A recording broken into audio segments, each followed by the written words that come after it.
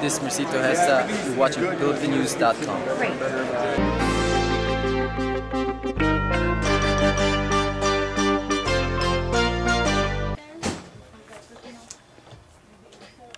I think Manny Pacquiao's gotten old on us overnight. I really have. I really think that, you know, these accusations of steroid use and things like that, I think they're starting to take their toll on the Pac-Man.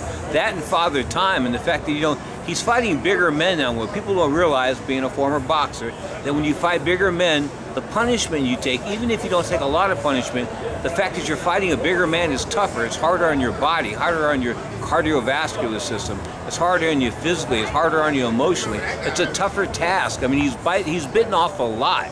He's moved from 106 to 147 pounds, which I think his peak was probably about 135 to 140 pounds.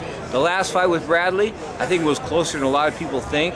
I think that Manny Pacquiao wasn't in good shape for that fight. He was dying in the corners. He looked like an asthmatic, breathing real hard and this and that. I don't think he was in the best condition for the Juan Marquez fight last year, which a lot of people thought he lost. I just think that he's cooking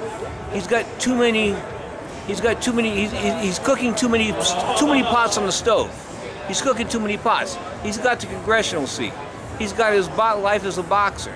He's got his life as a husband and a father.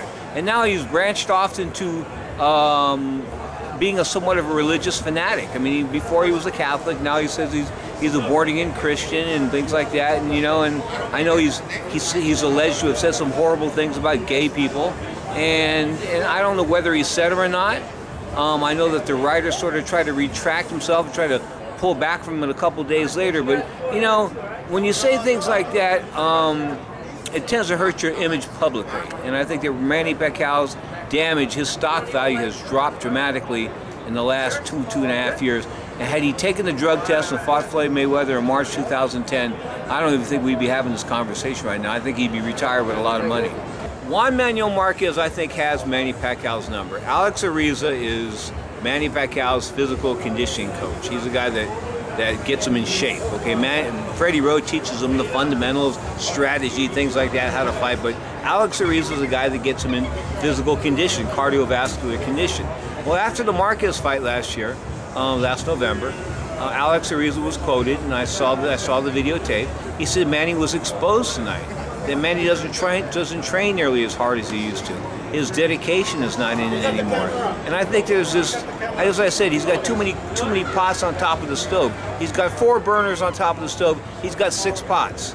You can't cook 6 things with 4 burners. That's what Manny Pacquiao's problem is. He's being ripped in too many different directions. I think if he wants to concentrate on boxing, he should concentrate on boxing. As far as being a presidential candidate in 2016, most Filipino Americans are against that. I've polled on several of them, talked to very influential members in the Filipino American community, the Phil-Am community, and they tell me that, you know, they wouldn't vote for him as president. They don't think he's worthy of being president. But the Conservative Party seems to be intent on putting him on the ballot in 2016 to run for president.